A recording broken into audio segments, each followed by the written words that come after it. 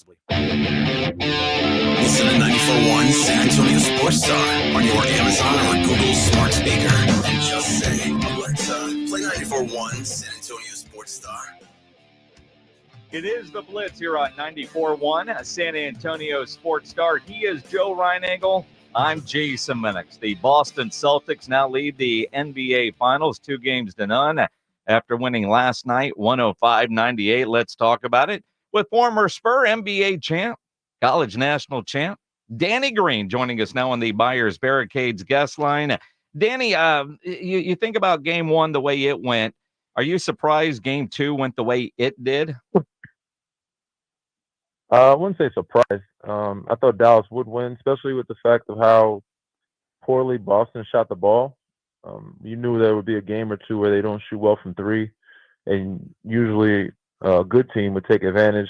Dallas is a good team, but most good teams, or even other teams, have taken advantage of those times where Cleveland has gotten a win, Miami has gotten a win, and Indiana could have gotten one or two wins in the series when they didn't shoot well. I thought Dallas for sure would take advantage, but they shot poorly too. So the life of basketball, it happens in the game. Not super surprised, but there's a lot of basketball left. I don't know if they'll make it out of the series, but I think they can extend it to 6 or 7 games for sure. Yeah, I think so Give themselves too. a chance. All right, Danny, I got to ask you this because you are you're experienced at this. Derek White last night with a clear foul at the end, and you mean Jaylen Brown with a foul? Well, or yeah. See, either one, right? I guess you could take your pick, right? So either one, and Dallas had all the momentum. I don't think Derek White fouled him. I think you don't Jaylen Brown think for so? sure fouled him. All right, well, either way, Jaylen Brown for sure, because he had all the momentum and he got the push in the back. So Jaylen Brown had his hand on his back where the foul took place. Okay, and even Brown. if they didn't block the shot, I don't think he would have gotten above the rim because he had no leg. Like he got pushed, so he couldn't get above the rim anyway.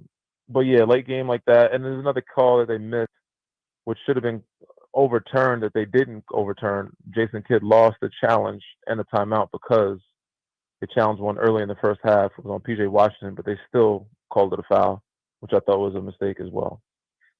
Now, when you're looking at that, and seriously, because Dallas had all the momentum at that time, they could have cut the game to 3 right there at that point in time, and then who knows what might have happened. Maybe it changes the game, maybe it doesn't.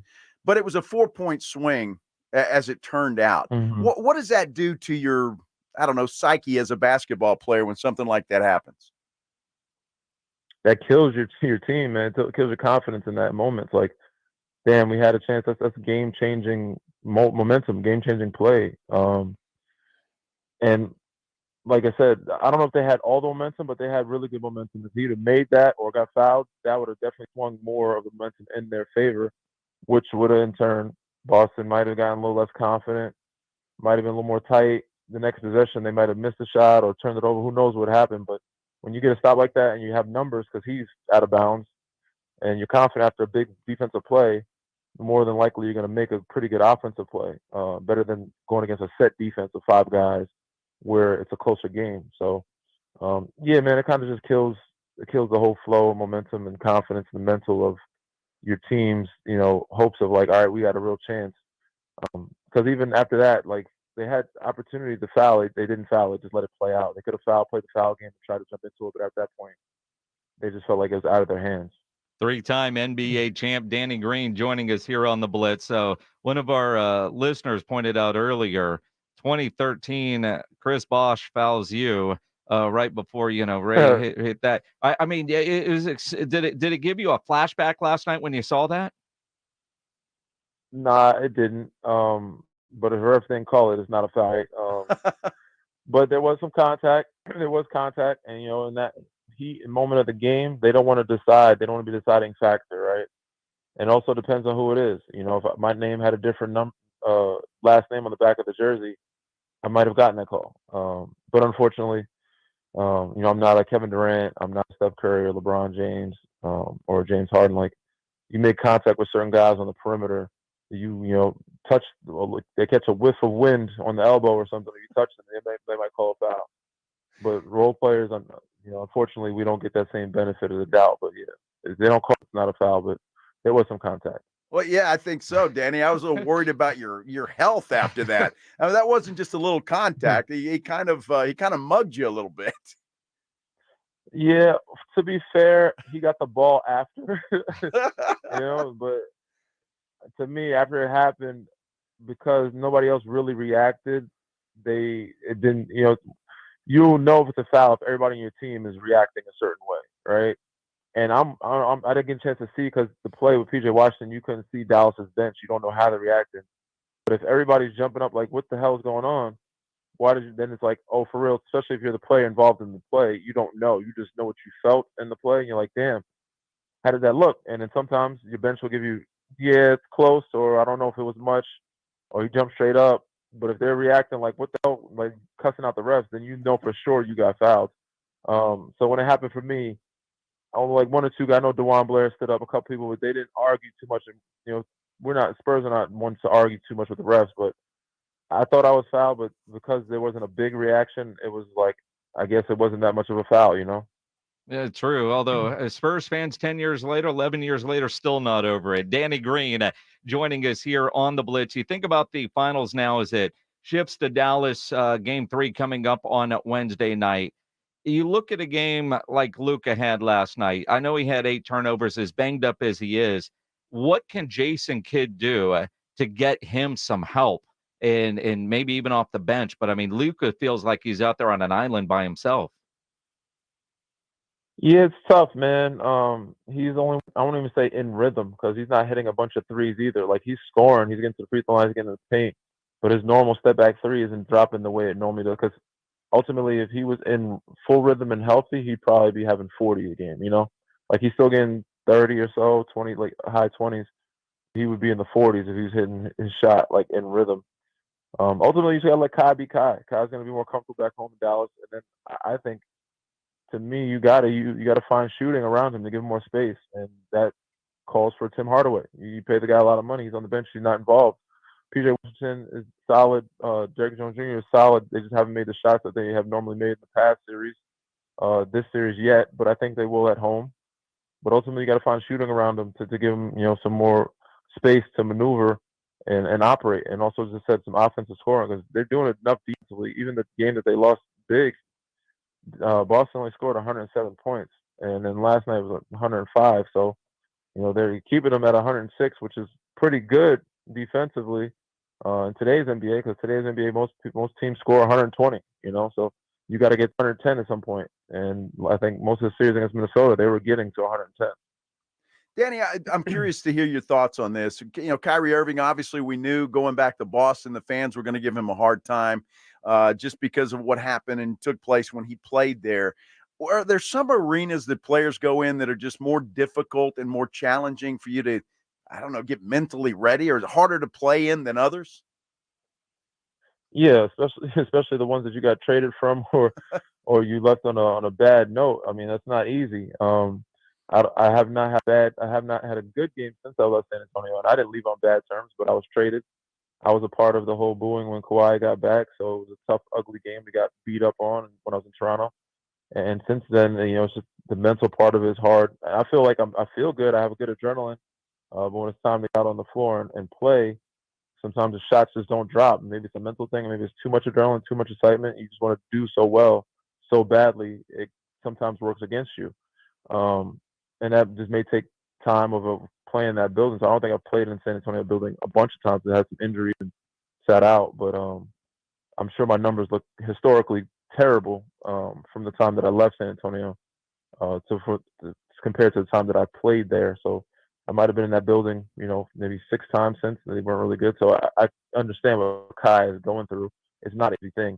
And I'm sure he even said when Bron left Cleveland, his first couple games there, I think it was kind of weird for him. Like, it's just weird. You're either going to play really good or really bad. There's no in between. But, they're talking about how he's 0-12 since he stomped on Lucky. I don't know. But I think so. He'll be better. He'll be better in Dallas. Hope he gets his rhythm. And then he needs that one win to get the monkey off his back. Well, and again, you mentioned stomping on Lucky. And I don't know how well you know Kai. Did your paths cross early in both your careers in Cleveland, or was there a year separation? I'm just curious. We never were teammates. No, we never got a chance to play together. Kyle's only a couple years behind me, so I've known him since he was young, and we played against each other for a number of years throughout the league, but we've never crossed paths and been teammates in this league. Is he a superstitious kind of guy? Are a lot of NBA players superstitious? Like you mentioned, stomping on lucky 0-12. Yeah, I don't know if he's superstitious. I would like to think most NBA guys are not, because there's so many games. There's so many NBA games. It's hard to remember what you did for what. Like to try to keep the same thing going for 82, or remember how well you played in this uniform, what shoes you wore for that one. You kind of rotate shoes. I think some guys are to start, but after some time, it's like we play way too many postseason, preseason, regular season games to remember how our shoe was tied. I mean, some guys are. I said I don't think it's a high percentage, but I don't know if he is, and I'm not. I used to be somewhat in college, but once I got to the league, it was just too many games to kind of keep track of what I did for every game or every time I played a team or home games or playoffs. It may be a little different because it's like a series. So it's like, all right, this playoff series I played well in these shoes. Maybe I'll keep it going with these shoes. Or maybe it's time to switch it up. But it's more of a mental thing. I think as you get older and grow up and more mature, it's like it's not really about those things. You just whatever get your mind right. And sometimes it helps your mind feel at ease and just you can play your game. But I just go in thinking about the game and how I need to attack my opponent was more so important than what I'm wearing and how I'm wearing them. All right, Danny, you're a San Antonio Spur. I think most Spurs fans will say that. It didn't matter where you played. You're a Spur, right? So we all feel that way. Sure, 100%. So what are your thoughts on this current Spurs team? Obviously, Wemby is going to be a superstar. I think everybody pretty much agrees with that. Mm-hmm. How do you see the Spurs rebuild going? How would you like to see it go? A little quicker or taking their time? I think it's going to go fairly quickly because you got a star that people want to play with, people that are open to playing with. So you can get free agents to come there now. You can get guys that might want to be traded there because you have a guy like Wemby. You have a pretty good foundation with him and Vassell, right? If I'm not mistaken. You got really really good players. You got Sheldon there. You got some pieces. But ultimately, with Wemby there, you got a draw. You got somebody that can bring in other people that want to play there. So maybe 2 or 3 years, but I think that's fairly quick for a rebuild because some rebuilds take forever. But I think in 2 years they'll be a lot better than what they were this past year, especially with him maturing and then the people and the pieces that they're able to get. I don't think it'll take long. Danny Green joining us here on the Blitz. As you say that, I'm curious because the NBA player better than most people, if not everybody listening right now. A lot of people say they'd love to come play with a guy like Wemby, but like even Devin Vassell, it took about half a year for him to realize, we've got to get the ball to the tall guy. Well, how difficult is it for certain players to say, you know what, all right, I might not be the number one. I don't mind being the number two. And I hate the Batman Robin analogy, but to accept that role that it is about Wemby and maybe not about another all-star caliber player. I don't think it'll be hard, especially when you have a young group right now that you can kind of mold and form into. There's no egos there. There's no top dogs there. That was there before him that was a superstar, so it shouldn't be too hard. But sometimes it's said, and, RC and Pop do a great job of recruiting guys in places that are cheaper with no egos. So, the character guys, high character quality guys that don't care about getting credit or being the guy. In other scenarios or situations, it may be more difficult because, some superstars bump heads, some guys egos. But in today's game, everybody just wants to win. There's enough money out there on the table for everybody to make some. They know that. There's going to be big contracts. So you can get paid a lot of money without being the guy or a superstar. So they just want to win, and they can still get their contracts doing so. Have a pretty easy, fruitful, career. So I don't think it'll be too tough for RC and Pop to find guys in the right places to come in and not have an ego because that's what they've been doing since before time. All right, Danny, put your GM hat on real quick. I got to ask you a question. You think the Spurs' bigger need is somebody that can distribute the basketball or maybe another big to go along with Wemby? I think a distributor is more of a need than a big. Both could help for sure, but I think the distributor is a little more important than the big. But yeah, you have some decent pieces, but you're missing some pieces. Like there's some work to be done, and I'm sure they know that. And I can see RC and Pop, making some things happen very quickly in the next 2 summers. It's going to be interesting. Danny Green here on the Blitz. Before we let you go, my friend, I got to ask, you're in LA. What's the reaction in Los Angeles today about Dan Hurley deciding to stay at UConn? I'm sure the fans are a little upset. I'm not too shocked by it. I mean, he had a really good situation. They offered him a lot of money, but I'm sure UConn's going to offer the same amount of money, maybe even longer years. And I think it's more stable for him, and I think he understands that. Even though they're giving him 6 years, he knows it's a job that kind of gets recycled every 2 or 3 years. You don't last that long. So he was going to go with the stability and comfort, and we'll see what he gets from UConn. But I'm sure they're going to give him a really long-term deal at a high clip, and he can make history there and not have to move his family and not have to be under as much pressure of a microscope as it is in LA.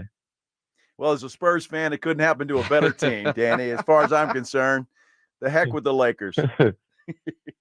I hear you, man. I hear you. I can't say that because I've ties to both. I understand. It's a swing and a miss. What do you figure? JJ Redick's probably happy to be. I'll be second choice because now I know that you've got 6 years and $70 million to offer. Yeah, I don't know if he'll get that same offer, but welcome on JJ. Good for him. If he gets it, I'll congratulate him. I don't know if he'll get the same amount or same number because he doesn't have the same resume as Dan does, but I'm sure he'll be looking to try to get something close to it per year anyway. Good stuff, Danny Green. What else? I know you're doing a lot of broadcasting, everything else. I mean, what's going on in your life personally before we end this? Yeah, man, I'm not officially retired yet. I'm still trying to give this thing a go another year or two, but I've been doing some stuff with ESPN, Yahoo, Turner, Odyssey. I've been doing a bunch of stuff, man, here and there, just, getting some reps in, getting some experience with the media side of things, and it's been fun. So, it's a new challenge to take on, something I'm learning to do and something I would like to do once I'm officially retired and done playing. So we'll see what comes about with it, but ultimately, just getting a flow, testing the waters, and building a rhythm and some resume with doing some of the analyzing of the game. We need a shooter in San Antonio, Danny. I'm just saying. They have my number. I'm sure they know how to find me. They wanted to bring me in. It's not hard to find. You've got 3 rings, Danny. Are you looking for where you could be a veteran role model leader type, like a San Antonio situation, or a team that looks like they're close to adding a 4th ring to your hand? I think just getting an opportunity to play and be a part of a group is great at this point. Of course, I want to win. Who doesn't? Everybody wants to be greedy and win as many rings as they possibly can. I would love to win a 4th one. But I don't mind. Regardless of that fact, whether it's winning or losing team, I'm still gonna have to be that locker room guy to help teach because every team is young these days, even the good ones. So I'm gonna have to be that locker room presence to be able to help teach and guide a lot of these young kids to learn how to win and how to be a professional, regardless of how good the team is in today's NBA. Well, and I know whenever you are officially retired and become a full-time broadcaster, you're going to excel at that as well. You already have. Danny, appreciate you jumping on with us today, my friend. Good stuff. Appreciate you guys, man. Thank you so much. You guys have a great week. Appreciate it. Danny Green joining us here on the Blitz on the Buyers Barricades guest line, where they provide traffic control, rental, and sales for San Antonio and beyond, online at buyersbarricades.com. Good stuff from Danny Green.